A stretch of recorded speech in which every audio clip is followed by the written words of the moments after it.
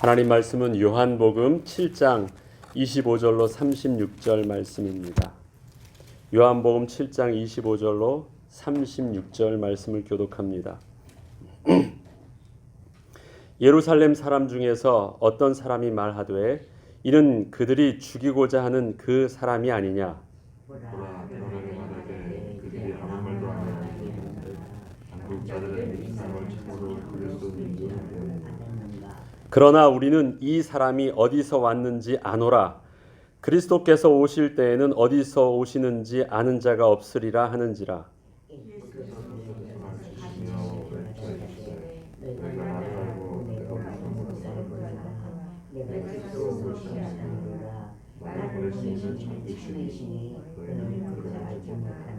나는 아노니 이는 내가 그에게서 났고 그가 나를 보내셨음이라 하시니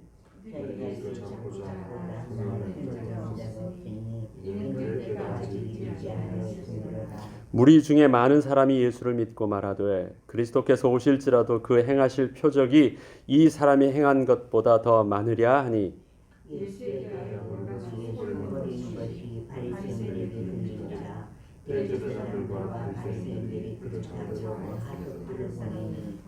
예수께서 이르시되 내가 너희와 함께 조금 더 있다가 나를 보내신 이에게로 돌아가겠노라.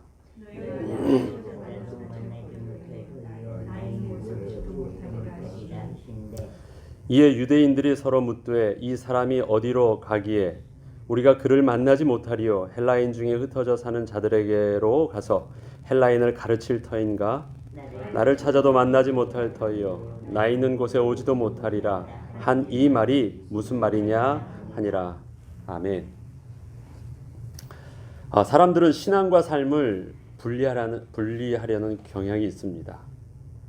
그렇게 사람들이 신앙과 삶을 분리하려는 그 경향은 삶은 실제 손에 잡히는 현실적인 것이요.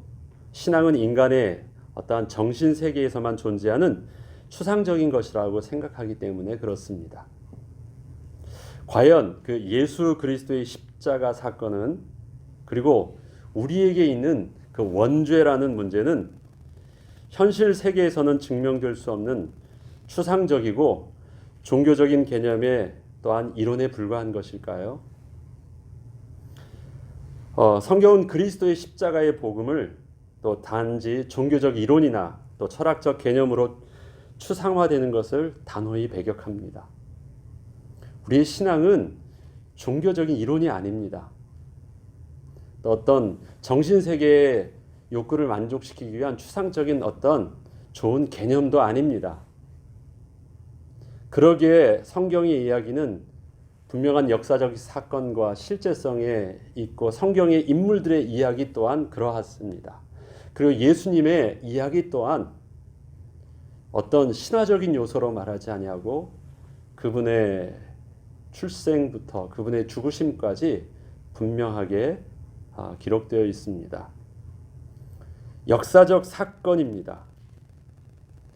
성경은 곧 우리가 성경이라고 말하는 것은 하나님의 말씀은 하나님이 천지를 창조하신 것도 인간이 범죄한 사건도 그래서 인간이 죄와 저주 아래 놓이게 된 것도 예수께서 이 땅에 오신 탄생도 예수 그리스도의 고난받으심과 그분의 십자가에서 죽으심도 분명한 역사적인 사건으로 기록하고 있습니다. 역사적 사건이란 말은 역사적으로 과거에 그 일들이 분명히 일어났었다라고 하는 사실에 근거했다라는 것을 말합니다. 사건이기 때문에 분명히 일어난 사실이 있기 때문에 그에 따른 결과가 있습니다. 하나님의 천지의 창조와 우리의 죄에 대한 범죄한 인간의 결과가 우리에게 당하는 고통이 있습니다. 그분이 태어나셨고 그분이 십자가에서 죽으심으로 모든 죄와 저주의 문제를 해결해 주셨기 때문에 그 사실들을 믿음으로 붙잡는 우리에게 있어서도 추상적인 개념으로만 오는 것이 아니라 우리에게 실질적인 삶의 변화와 회복함으로 우리의 삶에도 사실적으로 오는 것입니다. 왜요? 역사적 사건이기 때문에 그렇습니다. 그것은 사실이기 때문에 그렇습니다. 이 부분들을 자꾸 추상적으로 생각하면 신앙이 너무 힘들어지고 복음이 우리에게 있어서는 굉장히 뭔가를 허상을 붙잡는 것처럼 생각을 해요. 요한과 또 사복음서를 기록한 제자들은 그 예수님께서 이 땅에 오신 그 실질적인 사건들을 분명히 기록하려고 애를 썼습니다. 특별히 요한은 그 사실들을 요한복음 1장에 어떻게 시작합니까? 말씀이 육신이 되어 우리 가운데 오셨다. 그 말씀이 우리에게 만질 수 있게 되었고, 그 말씀이 우리에게 느낄 수 있게 되었고, 그 말씀이 우리가 본 바가 되었다. 그래서 그 하나님, 천지를 창조하신 실존하시는 하나님을 그동안은 잘 볼 수 없었는데 그 예수 그리스도를 통해서 우리가 실질적으로 하나님을 볼 수 있었고, 하나님을 만날 수 있었고, 하나님의 음성을 들을 수 있었다라고 해서요, 우리의 신앙이 사실적인 것, 우리의 현실 삶 속에서 실질적으로 존재하는 것임을, 그래서 추상적인 개념이 아니라 어떤 종교적인 이론이 아닌 우리에게 사실적인 복음의 역사가 된다는 사실들로 요한복음이 시작되어지는 것입니다. 복음서에서 그래서 그 예수 그리스도의 출생을, 역사적 사건을 기록하는 것부터 우리 복음서는 다 출발을 합니다. 특별히 마태복음, 누가복음, 요한복음, 오늘 읽었던 복음에서는 예수님의 출생에 대한 부분들을 다루고 있습니다. 예수님의 출생이 역사적인 사건이 되지 않으면 예수님이 하셨던 모든 일들이 기초가 없기 때문에 모든 것이 다 허상이 됩니다. 그래서 복음서는 그 출생의 비밀부터 구체적으로 다루고 있는데요. 출생을 어떻게 말하냐면 우연의 출생이 아니라고 말합니다. 구약에 예언되어졌던 대로 그 예언의 성취가 신약의 예수 그리스도의 출생 속에 나타난다는 것입니다. 그래서 그분의 오심이 우연한 것이 아니라 하나님의 완벽하신 구원의 계획 속에서 하나님의 때에 이루어졌던 사건임을 구약의 성취됨을 보여주면서 증거하고 있습니다. 근데 특별히 어떤 성취됨을 증거하고 있냐면 예수님의 출생이, 예수님의 혈통, 다윗의 자손, 그 다음 예수님이 어디서 출생지가 어디냐, 유대 땅 베들레헴에서 태어났다라는 그 부분들, 그 다음에 예수님이 어디서부터 왔느냐, 그래서 성령으로부터 잉태된 바 됐던 그 모습들을 구체적인 이야기와 사건과 사람을 통해서 증거하고 있습니다. 복음서는 이 사실을 각기 다른 그 독자들, 대상들을 향하여 그들만의 독특한 방식으로 증거하고 있습니다. 특별히 이 증거하는 방식들이 보면요, 사람은 자기에게 유리한 대로 말을 하기 때문에 객관성이 있으려면 우리 편이 말하면 객관성이 없어요. 그런데 반대되는 사람이 그 사실들을 말한다면 그것은 객관적으로 받아들여질 수 있겠죠. 그래서 마태도 그렇고 또 오늘 요한복음도 그렇고 예수를 반대하고 예수의 그리스도 되심을 부인하고 예수를 죽이려는 그 사람들을 통해서 예수 그리스도의 출생과 예수 그리스도의 잉태, 성령으로 잉태되신 모든 부분들이 그들을 통해서 역사적 사건으로 증명되는 방식을 취하고 있습니다. 특별히 마태복음에서는 예수님의 족보를 통해서, 특별히 그 족보가 그냥 유대인의 일반 사람들의 족보가 아니죠. 왕의 족보입니다.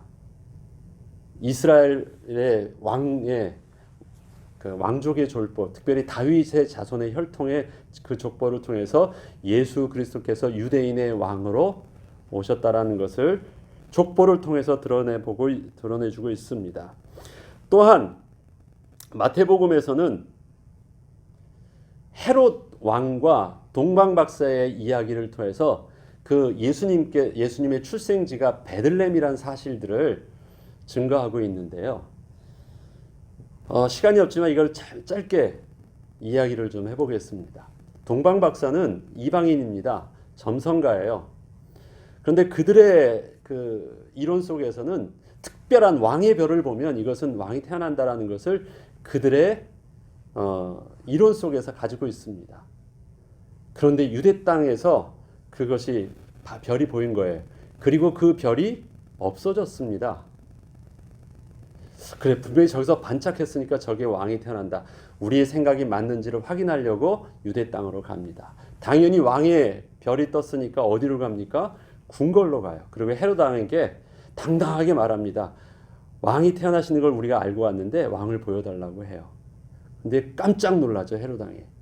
헤롯 왕은 왕족도 아니고 그는 이방인이었고, 그리고 또 왕이 태어난다고 한다면 자기의 왕위가 위험하니까 깜짝 놀라서 이 부분들을 그 제사장들과 서기관들에게 물어봅니다. 야, 구약에 예언된 왕이 어떻게 오신다고 했지? 어디서 온다고 했지? 구약에 있는 율법에서 이 선지자의 예언을 통해서 그가 유다 땅 베들레헴에서 온다는 사실들을 합니다. 그래서 아는 척하면서 그래 왕이 태어나는데 베들레헴에서 태어날 것이니까 베들레헴으로 가봐 해서 거기 가서 왕을 만나면 그 아기 왕을 만나면 그를 우리에게 알려줘. 우리들도 경배하게 하면서 베들레헴으로 보냅니다. 이 사실들을 보면 헤롯 왕도 몰랐고 아무도 몰랐습니다. 그 내용은 어디 있었던 내용이에요? 성경에 예언됐던 내용을 말해주어요. 그런데 그 말을 듣고 베들레헴으로 가는데 기적이 일어납니다. 그때 잃어버렸던 보이지 않았던 별이 갑자기 딱 뜨는데 그 별이 있지 않고요. 움직이는 거예요. 막 움직이면서 별이 움직이네 하면서 그 별을 따라 쭉 가는데 그 별이 딱 멈춰요. 거기가 베들레헴 땅이었는데 마구간이었어요. 그곳에 가보니까 진짜 아기가 태어난 거예요.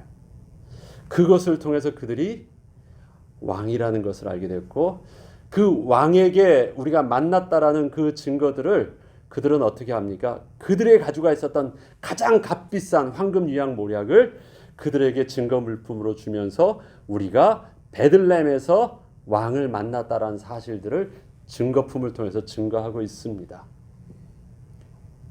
그거예요. 그리고 나서 왕에게 알려주지 않고 그들은 자기네 갔던 길로 합니다. 왜? 자기네들은 목적한 바를 다 이뤘거든요. 자기 만족을 하고 갔어요. 역시 우리 점성술은 대단해. 얼마나 신나겠습니까? 내가 점술가라도 되게 신날 거예요.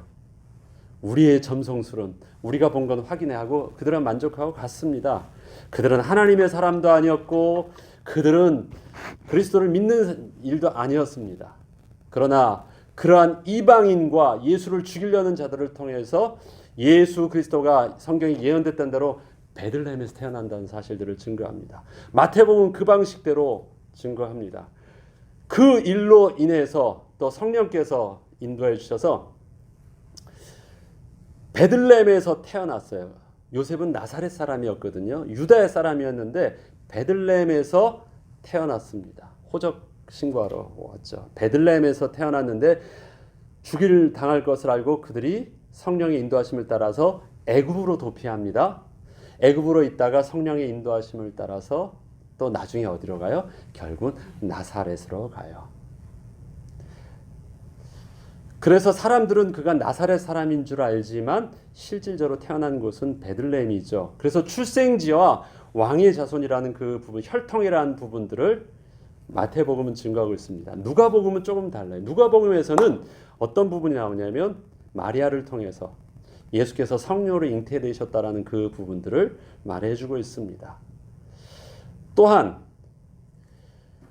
그 누가복음에서는 요셉에 대해서 지칭하는 표현이 한결같이 일관성 있게 표현하는 부분이 있어요. 요셉을 뭘로 그 앞에 서술적인 말을 하냐면 약혼자 요셉이라고 계속 말을 합니다. 결혼하지 않았어요. 약혼자 요셉, 약혼자 요셉. 약혼자 요셉이라는 것과 성령으로 잉태됐다라는 말들을 계속 누가복음에선 말해주고 있습니다. 그리고 주의 천사가 어디서 요셉을 만나냐면 마리아를 만나냐면 나사렛이라는 가브리엘 천사가 나사렛이라는 동네로 가서 거기서 요셉과 약혼한 마리아를 만나라는 하나님의 또 명령하심을 받고 가서 만납니다. 그런데 특이하죠. 요셉은 유대 지파입니다. 그의 고향은 그러면 유다 지역이 있는 데가 어디예요? 유대 땅 베들레헴. 거기가 그들의 수도거든요. 그런데 그가 어디서 살고 있냐면 저 위쪽에 있는 므낫세 지파, 므낫세 지파가 아니라 그 시몬 지파, 그 위쪽에 있는 그 지파 거기 가서 자기 지파가 아니라 다른 지파 동네 가서 가난하게 살고 있는 거예요. 근데 로마 총독이 호적 신고를 하라는 것 때문에 자기가 있는 동네, 자기 고향으로 내려가다가 사단이 난 거예요. 말이 표현이 사단이 났다고 표현하지만 내려가다가 잉태된 아이가 태어났는데 그것이 바로 베들레헴 마구간에서 태어나게 됩니다. 그것이 누가복음에 기록되어 있어요. 베들레헴에서 태어났으면 호적 신고를 해야 되잖아요. 근데 상황이 위급하니까 예수 그리스도를 호적 신고를 베들레헴에서 하지 못하고 어디로 갑니까? 바로 애굽으로 도망을 가요. 그리고 나중에 나사렛으로 다시 가기 때문에 사람들은 예수 그리스도의 출생이 다 어디로 알고 있습니까? 나사렛으로 알고 있어요. 그리고 사람들은 그의 아버지가 요셉이라고 알고 있어요. 그러나 실질적으로 일어난 사실들 성경은 그의 아버지가 요셉이 혈통적으로는 인간적으로는 그렇게 보이지만 실질적으로 그는 하나님께서 보내신 성령으로 잉태되신 자이심과 그의 출생지가 분명히 베들레헴을 나타내고 있습니다. 이렇게 누가복음과 마태복음에 있어서는 그렇게 또 그들만의 방식으로 예수 그리스도의 역사적인 출생 사건들을 분명히 그렇게 기록하고 있는데 오늘 본문의 이 요한복음은 이 두 가지 사실들을 또 출생의 사실들을 또 어떻게 예수 그리스도의 그 출생의 역사적 사건을 증거하냐면 여기서도 또 반대되는 자의 입장을 통해서 역으로 그것을 증거하고 있습니다. 뭔가 아는 척하는 예루살렘에 있는 한 사람이 메시아의 전제 조건은 두 가지가 있다고 합니다. 출생지를 모르고 그 다음에 그의 아버지를 모르는 것이 메시아가 될 수 있는 전제 조건이라고 합니다.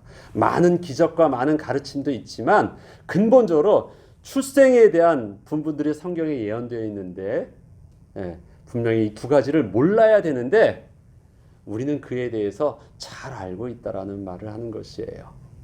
그러면서 아는 척을 하면서 그는 우리가 잘 알고 있는 대로 나사렛 출신이고 그의 아버지가 누군지를 알기 때문에 그는 메시아가 될 수 없다는 것을 아주 자신감 있게 말을 하면서 오늘 본문을 이야기를 합니다. 오늘 본문을 잠시 보면 그렇습니다. 예루살렘 사람 중에서 어떤 사람이 말하되 이는 그들이 죽이고자 하는 그 사람이 아니냐. 보라 드러나게 말하되 그들이 아무 말도 아니하는도다. 당국자들은 이 사람을 참으로 그리스도인 줄 알았는가? 그러나 우리는 이 사람이 어디서 왔는지 아노라. 앞서 말씀드렸죠. 예수 그리스도의 가르침과 기적과 많은 부분들을 통해서 사람들은 미혹당할 수 있어요. 그렇게 들으니까 그 말에 혹해서 그렇게 알아들을 수도 있고 그분이 표적을 막 기적을 베푸는 걸 보니까 그럴 수 있다고 말을 하는데 그런 부분들을 단번에 깰 수 있는 방법이 하나 있는데 그것이 뭐냐면 출신 성분이라는 거예요. 그래서 그것을 가지고 딱 꺼내 들은 것입니다. 예루살렘에 있는 한 사람이 아는 척하고 나타나 있어요. 그러면서 아는 척하면서 하는 말이 있습니다. 예수를 막 와서 잡아 죽이려고 했던 사람들이 지금은 잡아 죽이지 않는데요. 사실은 그것이 하나님의 주권 가운데 하나님의 때가 되어서 저들이 잡아 죽일 수 없는 것이었고 저들이 두려워서 할 수 없었던 일들인데 뭔가 예수의 그리스도 되심을 부정하는 그 지식을 가지고 있다고 아는 척하는 이 사람은 뭐라고 하냐면 그들이 예수님의 말에 미혹되었거나 그들의 기적을 보면서 그들이 예수가 진짜 그리스도 아닌가 하면서 이제 의심하기 시작했다라는 것입니다. 그렇지 않다라는 거예요. 그러면서 출생의 비밀들을 말하려고 하는데 이 사람이 어디서 왔는지 아노라. 그가 아마 예수님의 사는 동네에 있던 사람이거나 예수님과 어려서 함께 놀았던 친구일 수도 있겠죠.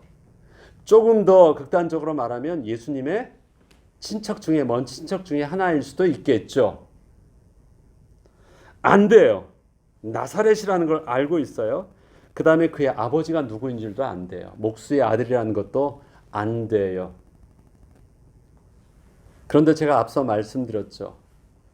그들이 진짜 모르는 사건이 있어요.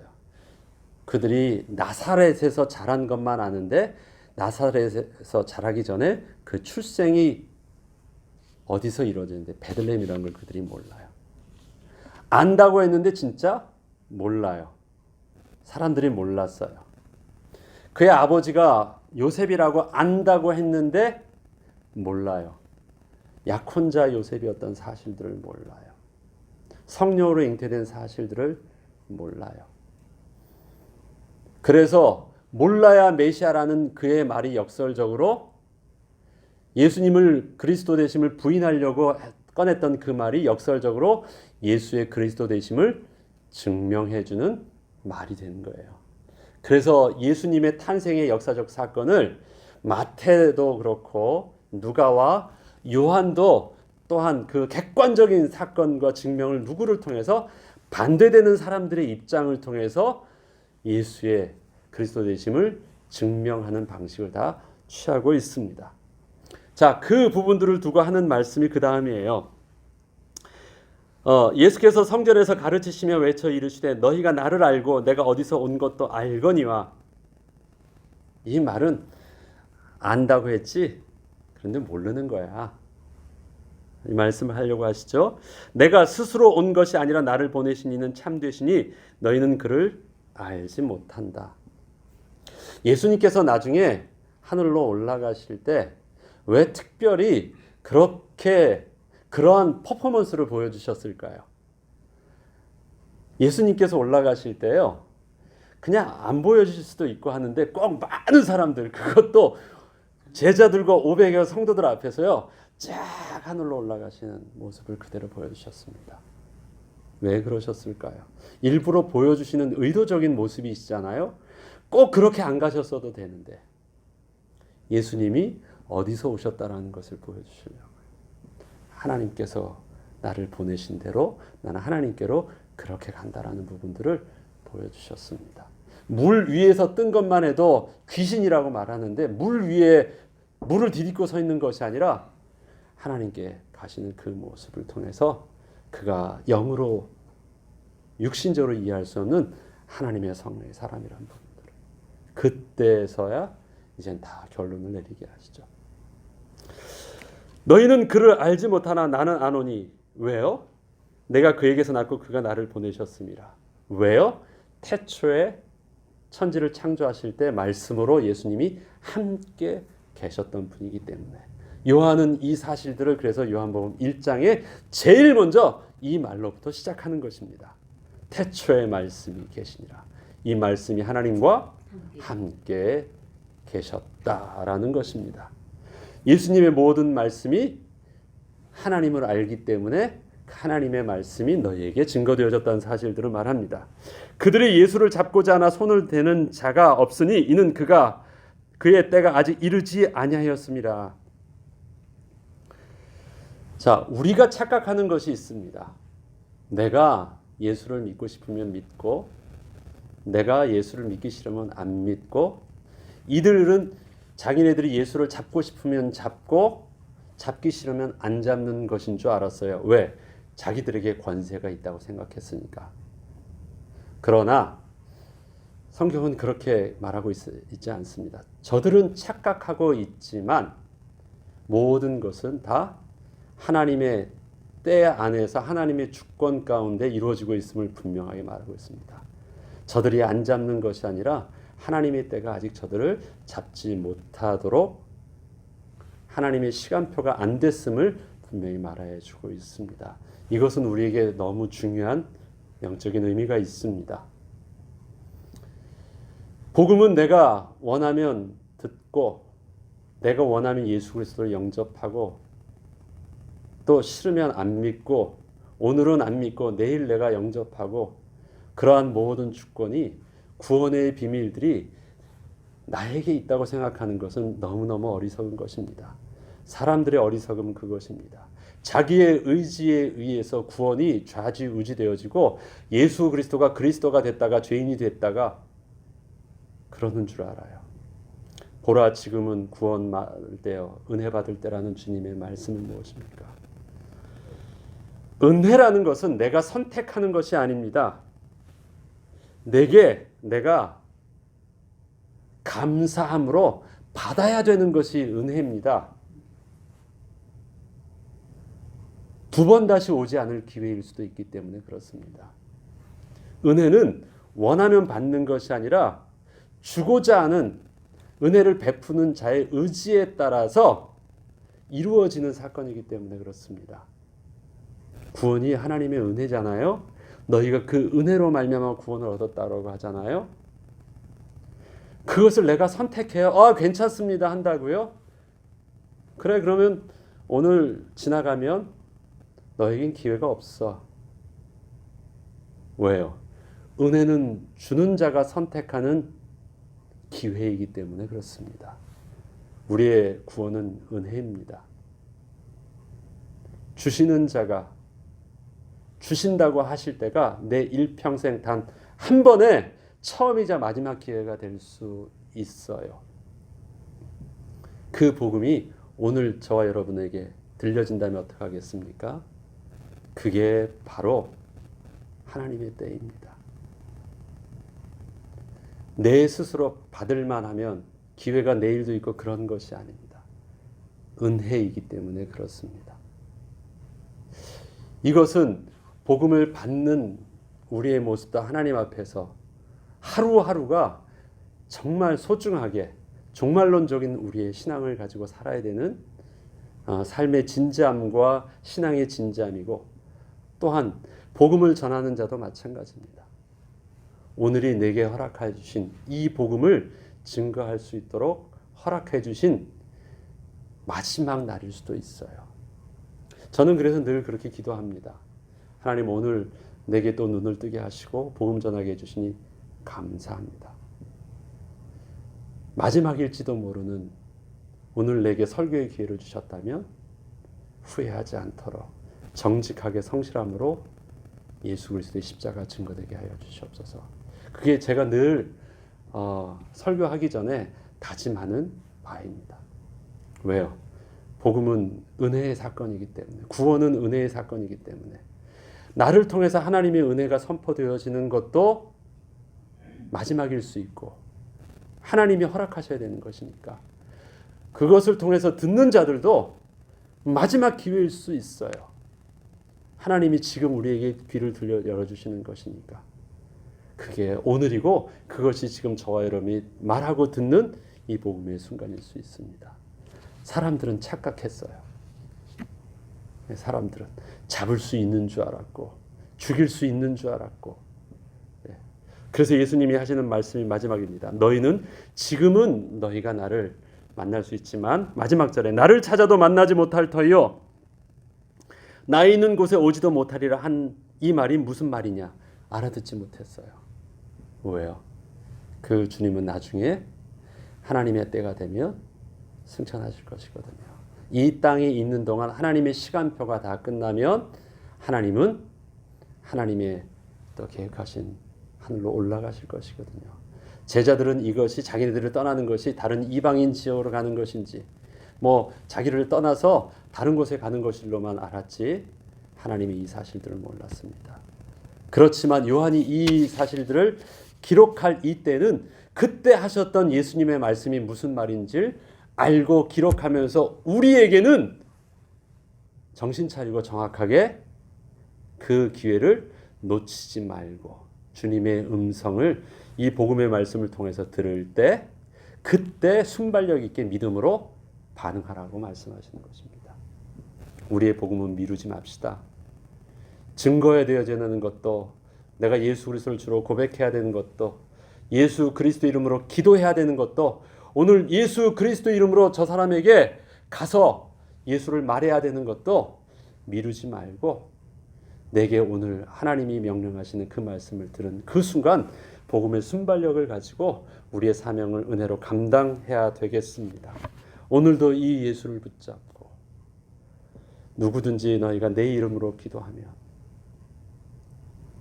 하나님께서 응답하여 주신다고 하셔서 오늘도 이 예수 이름 붙잡고 믿음의 응답을 또 실질적인 삶의 열매로 누리는 저와 여러분 되길 주의 이름으로 축원합니다. 기도하겠습니다. 주기도문으로 그냥 마치겠습니다.